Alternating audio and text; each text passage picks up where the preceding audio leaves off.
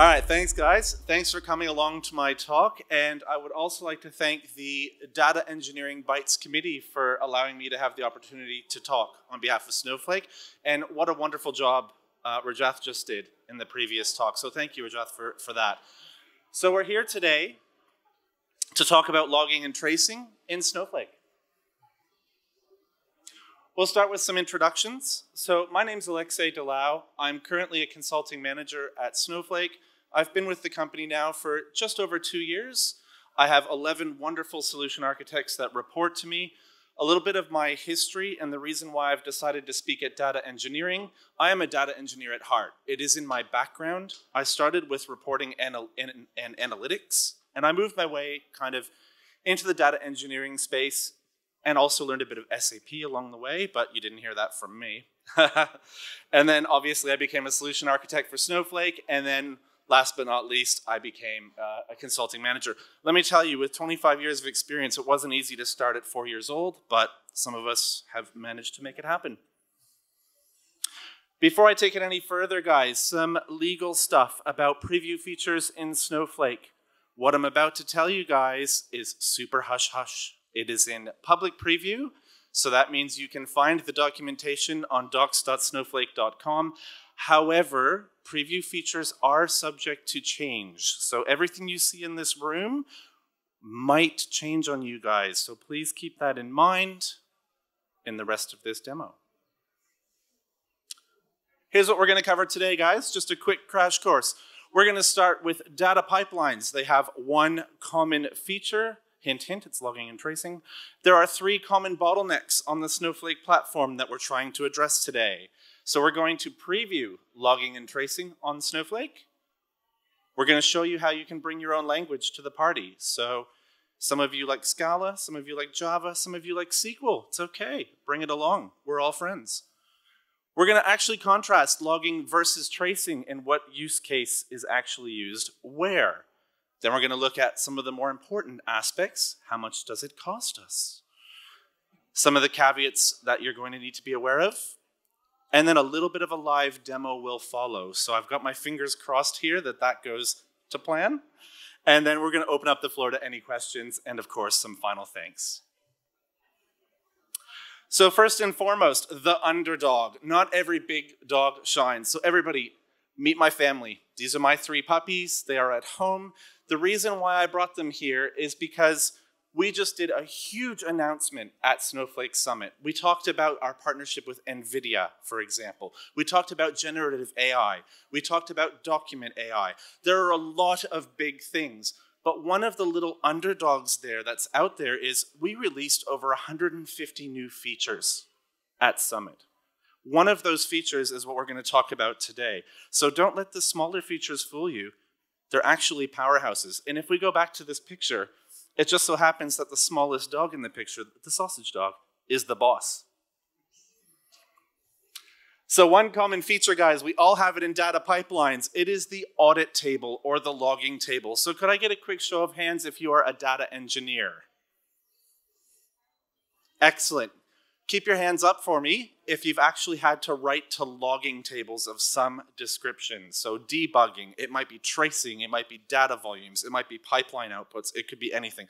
Excellent, that's the idea, right? So typically we have an ETL framework of some description or an ELT framework for those that are in the cloud. And there's typically some kind of structure which has variable settings, things like that, and there's always some logging table. 3 common bottlenecks that unfortunately can be seen on the Snowflake platform if we have really high concurrency logging, okay? Let's talk about the first one. How many people here have written functions or stored procedures on the Snowflake platform? Do we have anybody here that's done that?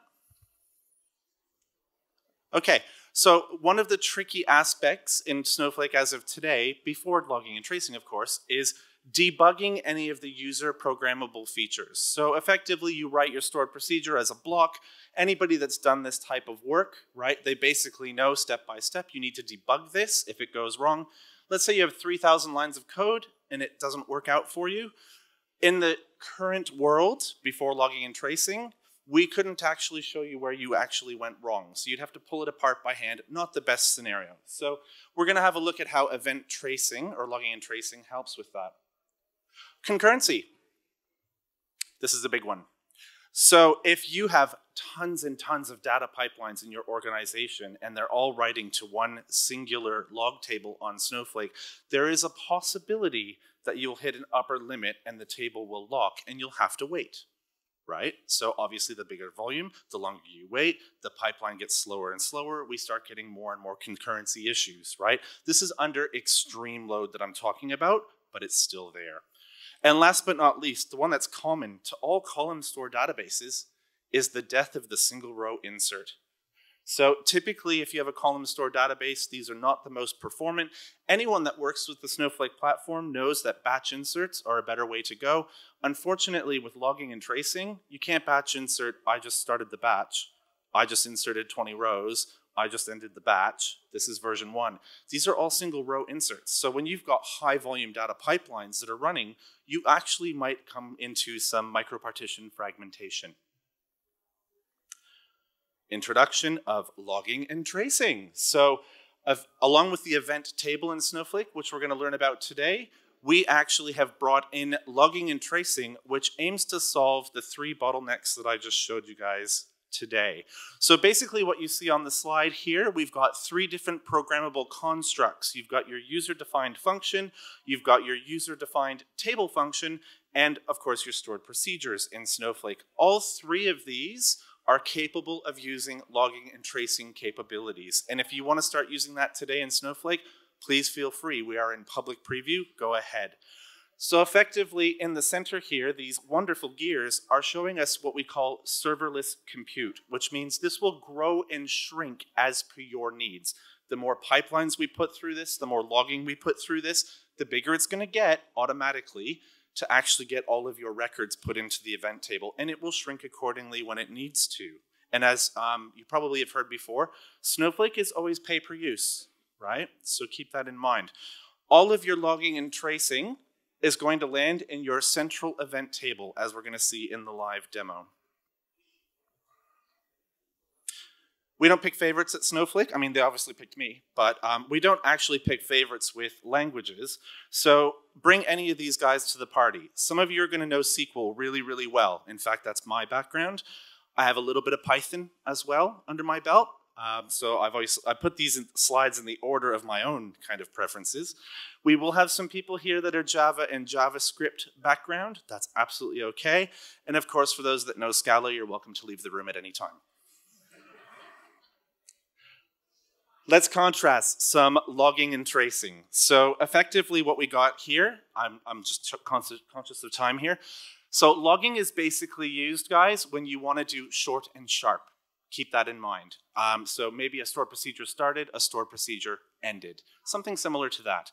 It is a little more difficult to query log messages out of the event table than it is to query trace messages, because trace messages are more detailed and they're stored in a JSON format. So a series of attributes, as we'll see soon, can actually be stored into an event table. They're a little easier to query. However, they need to be structured, as you'll quickly see, into spans.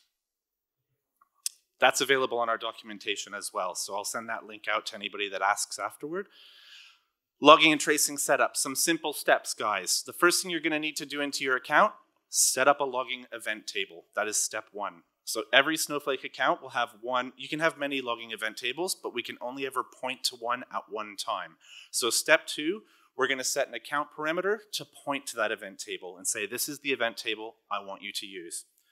Then we're going to set object or session level parameters in Snowflake for log level and trace level to tell Snowflake what level of detail we want to dump into the event table. Then we're going to put logging and tracing into use. I'm going to show you guys how to do that. We can do that through UDFs, UDTFs, or stored procs. And last but not least, query and analyze the logging and tracing data that you've popped in. How much does it cost? So, for those of you that are familiar with Snowflake's charge model, we charge in credits, and anything that's in the serverless compute model typically costs 1.5 credits. This is a bit of an exception. Logging and tracing will cost you 1.25 credits for the serverless compute aspect and 1 credit for the cloud services. Keep in mind, if you keep your cloud services charge below 10% of your overall total, the cloud services are waived. Some additional features and considerations before the demo. We can add on top of the logging and tracing some change tracking, some governance. We can use views to abstract the event table to various users through security. Snowflake's time travel feature is available on the event table as well, so we can use it to undrop. If someone drops it by accident, we can actually do some recovery operations. The native applications framework, which was recently announced, also can use this logging and tracing feature, so your customers that you're sharing your applications with, their tracing events can come back to you to be viewed. Couple caveats. We can have more than one event table in Snowflake, but please keep in mind you can only point to one at one time. Spans, which are part of tracing, are limited to 128 attributes per span and 128 events per span. And the payload for all logging messages is 1 megabyte maximum of string data. So with that, I'm going to pop over to a quick demo.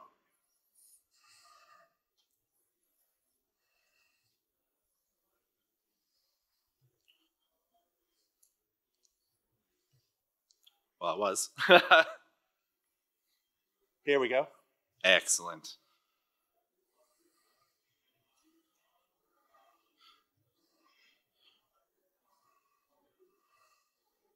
So I'm just going to log into my demo account.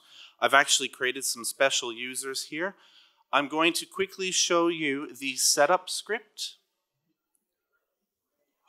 More than happy to share this offline. Come see me after the demo if you want to have the code so you can set it up in your own account. It's relatively generic. So effectively, this has already been run. I've created a special role, and I've actually granted the privileges to the Snowflake database just so I can actually see, some of the stats that are available to us in event usage. I've got a user that I've created, and ultimately I've created a database, and I've given that role full ownership of the database, right? So effectively, I've got a user in a role with full control. Down at the bottom, the most important part is you're going to notice I've created an event table, and I've granted select to that event table to my new role. I've also given some session privileges to the role to make sure that they can use logging and tracing. So this was run ahead of time. I don't need to run it now. Let's have a quick look at the Python stored procedure. This one is a logging procedure. So how big is this font? Oh yeah, big enough. If you squint, you can work it out. So what you're going to notice in this proc is there is effectively the creation of a logger class. So you can see I'm importing it here. And then I actually am writing a debug, an info, and a debug message into the event table. It's very basic. It's very hard-coded. So I just say started logging. There's a little log message that I pass in, and then I basically say it was successful. I'm going to set the event scope just here. And then I'm going to call the procs. So notice the messaging that I'm sending in as the logs.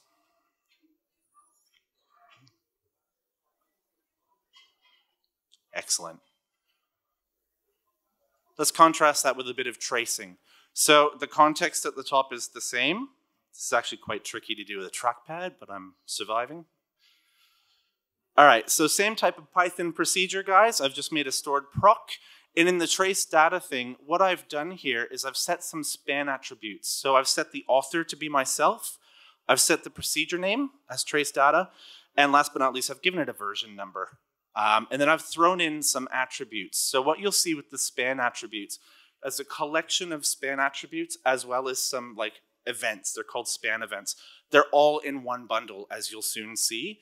But this is a JSON payload that we're looking at. So it's a very basic one. It's kind of hard-coded, but it gets the job across the line. I'm going to do the same thing with the trace. I'm going to call it through after setting some log levels. So these are called object level parameters. Every time the procs are called, they will use these parameters, which is why I set them at the object level and not at the session level. So here's what we all came to see. Let's query this. So I'm going to give it just a quick moment. I think it's been long enough, actually. Let's have a quick look. It seems that it has. Excellent. So this is some of our logging messages that we can actually see that came out of the logging proc. You can see the time, the executable that actually called it, which is the stored proc's name, the severity. So you saw I called logger.info and logger.debug. You can see those values just showing here. And you can see that I've started the log data proc, welcome to DataEngBytes. And I completed the log. So this is some basic logging capabilities coming out of the event table. Looking at tracing. It looks a little bit like this. The one thing I want to point out the most is the span column on the left. So everything that's done with the tracing is collected into a span. Every time the proc runs or the UDF runs, we create a span. So that span has attributes, and that span has a series of events. And you can see a timestamp here, along with some attributes that actually show. So here we have your span starting up and the span events that I promised you.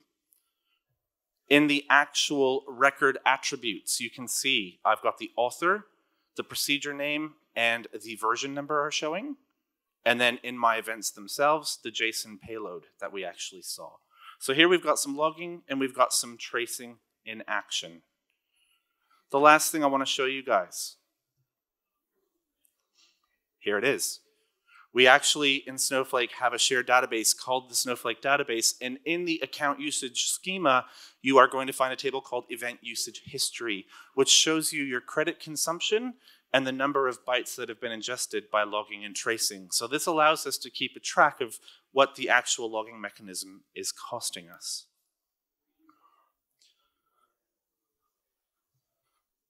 That's probably the smoothest live demo I've ever done. So with that, I'm going to say thank you, everybody, for allowing me to come and present on behalf of Snowflake, and I'm going to open the floor to any questions.